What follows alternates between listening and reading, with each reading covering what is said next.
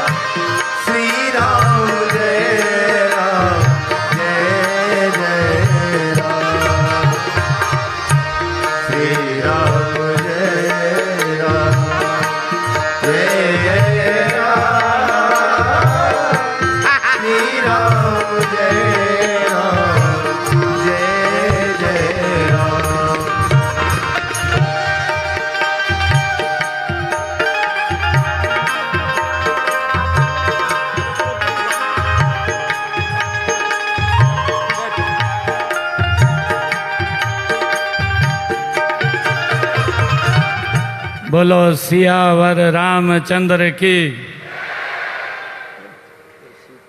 परमादरणीय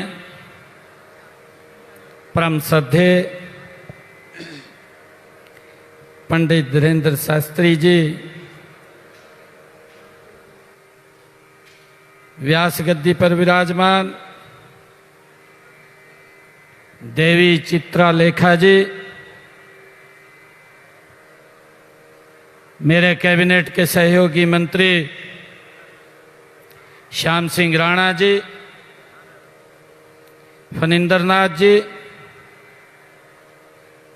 पूर्व स्पीकर हरियाणा विधानसभा ज्ञानचंद गुप्ता जी, पूर्व मंत्री हरियाणा सरकार मनीष ग्रोवर जी, और आज का जो कार्यक्रम का आयोजन किया है तरुण भंडारी जी, चैरिटेबल ट्रस्ट के हमारे प्रधान सुरेश भंडारी जी, और उपस्थित सभी श्रद्धालुजन, आज ये का अवसर ये मेरे लिए अत्यंत विशेष और ऐतिहासिक अवसर है। यह पहला अवसर है जब बाबा बागेश्वर धाम सरकार का दिव्य दरबार हमारे पंचकुला के इस पवित्र भूमि पर सजा हुआ है। मैं परम पूज्य धीरेन्द्र शास्त्री जी को श्री हनुमान कथा के इस भव्य पवित्र और प्रेरणादायक आयोजन के लिए मैं नमन करता हूं, प्रणाम करता हूं। मेरे लिए बड़ी खुशी की बात है कि आज पंचकुला की धरती भक्ति के रंग में रंगी है। चारों ओर श्री राम और बजरंगबली के जयकारों की जय घोष से गूंज रहा है।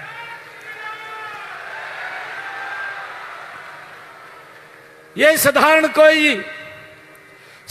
सभा नहीं है। यह भारत के आत्मबल, आस्था और सनातन संस्कृति का यह सामूहिक उत्सव है। यह संस्कार, संस्कृति और श्रद्धा का साक्षात संगम है। ये मेरे लिए बड़ी खुशी की बात है। परमादरणीय, आपने एक युवा संत के रूप में जो कार्य किया है वह असाधारण है।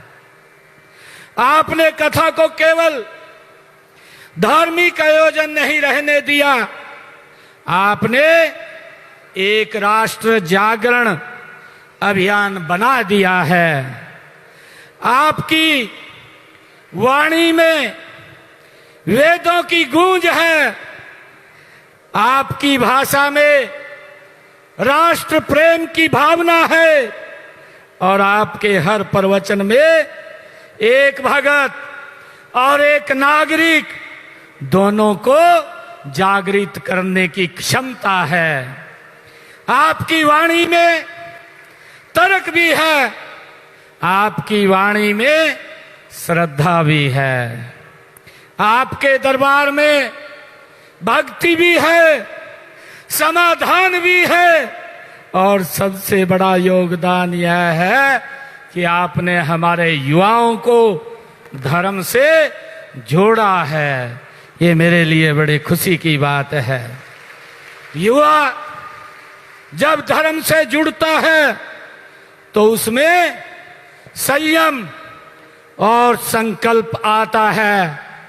युवा जब राम को अपनाता है तो वह कर्तव्य पथ को चुनता है, और जब युवा हनुमान बनता है तो वह राष्ट्र रक्षा के लिए प्राण तक अर्पण कर देता है। आदरणीय, आपने जिस प्रकार अपनी साधना, तपस्या और अद्भुत वाणी से जनमानस को जोड़ा है, वह किसी चमत्कार से कम नहीं है। आपने समाज में सनातन के प्रति रुचि जगाई है। विज्ञान और वेदों के बीच आपने सेतु बनाया है। देश को यह विश्वास दिलाया है कि हमारा भूतकाल ही स्वर्णिम नहीं है, हमारा भविष्य भी उज्जवल है। ये आपने अपने तप से हमें दिखाया है। जब हम देखते हैं कि लाखों की संख्या में जब लोग कथा सुनने के लिए उमड़ते हैं तो हमें यह समझ आता है कि हमारी संस्कृति का प्रवाह निरंतर जारी है। यह संस्कृति है श्री राम जी की, यह संस्कृति है श्री हनुमान जी की, संतों की और सनातन की।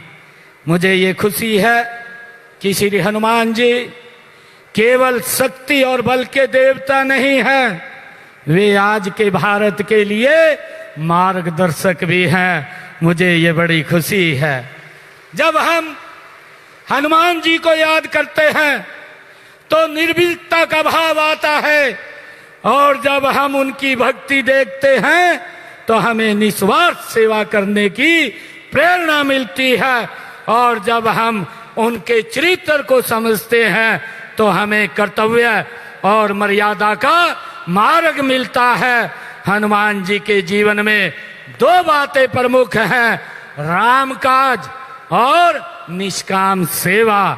आज के समय में यदि हम अपने जीवन में इन दोनों सिद्धांतों को उतार ले तो हमारा समाज, राष्ट्र और विश्व सब बदल सकता है, और राम राज्य का सपना साकार हो सकता है।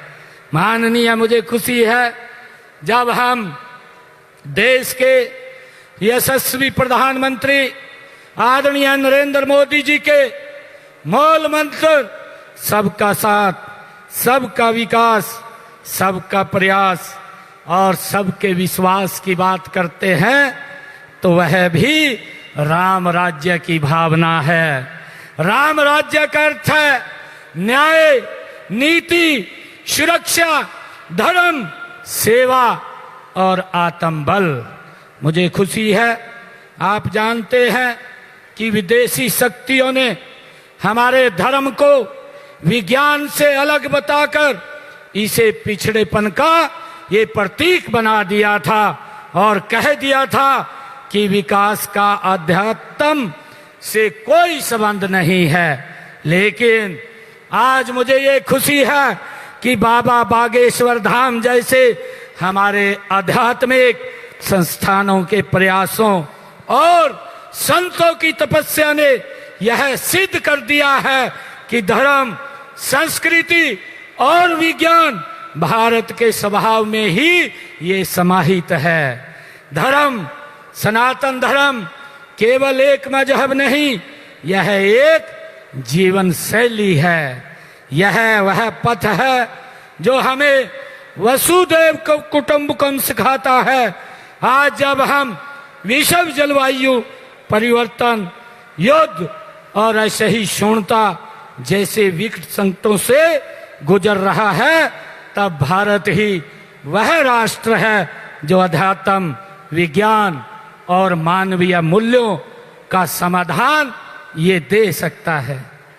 आदरणीय, मुझे अभी आपने अपने प्रसंग में एक जिक्र किया है ऑपरेशन सिंदूर। आज मुझे ये बताते हुए बड़ा गर्व भी हो रहा है कि जो हमारे पड़ोसी देश ने घटना को अंजाम दिया था, पूरा देश इससे व्यथित था। आदरणीय मोदी जी ने कहा अब ये समय आ गया है और ये समय जो आतंकवाद की बची कुची जमीन है उसको मट्टी में मिलाने का समय आ गया है। मुझे ये खुशी भी है कि जिस दिन ऑपरेशन सिंदूर लॉन्च किया गया उस दिन सीता नवमी थी, मंगलवार का वो पवित्र दिन था। हमारे जांबाज सैनिकों ने पाकिस्तान की सरजमी पर जाकर के जहां पर आतंकवाद पनपता था उन 9 ठिकानों को मट्टी में मिलाने का काम ये हमारे जांबाज सैनिकों ने किया है। हम उनको सलाम करते हैं। मुझे खुशी है कि वैसे ही हमारा देश की आत्मा ऋषि मुनियों में बसती है। जिस समय संसार में सभ्यता का कोई नामो निशान नहीं था, उस समय हमारे ऋषि मुनि वैज्ञानिक चिंतन कर रहे थे। आपने अपनी वाणी में उस बात का भी जिक्र किया है, पंच तत्व का आपने जिक्र किया है। जलवायु, अग्नि, पृथ्वी, आकाश, पंच तत्वों का रहस्य वो जान रहे थे, उनकी खोज है। संत महात्मा, गुरु और महापुरुष न केवल हमारी अमूल्य धरोहर है बल्कि ये हमारी प्रेरणा भी है। मुझे खुशी है कि आज मैं इस पवित्र स्थल पर, जिस पवित्र स्थल पर महाराज जी, मुझे ये बड़ा खुशी का क्षण है कि जब मैं पहली बार 12 मार्च को हरियाणा की बागडोर मुझे दी गई थी, उसके तुरंत बाद आप मुझे आशीर्वाद देने के लिए आए थे और मुझे ये पूर्ण विश्वास था कि आपका जो आशीर्वाद है ये तीसरी बार हरियाणा में एक राम राज्य की स्थापना लेकर के आएगा और आपका वो आशीर्वाद आज भरपूर फल फूल रहा है। मुझे खुशी है कि आप यहाँ हरियाणा की पवित्र भूमि पर पधारे हैं, जिस भूमि पर गीता का पवित्र संदेश आप भगवान श्री कृष्ण ने अपने मुखारबिंद से दिया है। मैं आपका हरियाणा के 2,80,00,000 लोगों की तरफ से हरियाणा की इस पवित्र भूमि पर आप पधारे हैं, हम सब का मार्गदर्शन कर रहे हैं। मैं आपका स्वागत करता हूं, आपका दिल से धन्यवाद करता हूं और मुझे ये खुशी है एक बार फिर इस दरबार में मैं श्रद्धा पूर्वक मैं नमन करता हूं और सभी भक्तों को आज हार्दिक शुभकामनाएं मैं देता हूं।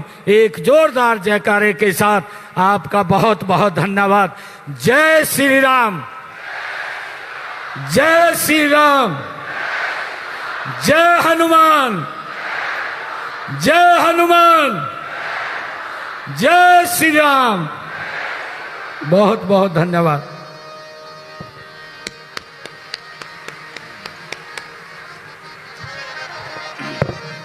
राम श्री राम श्री राम श्री राम।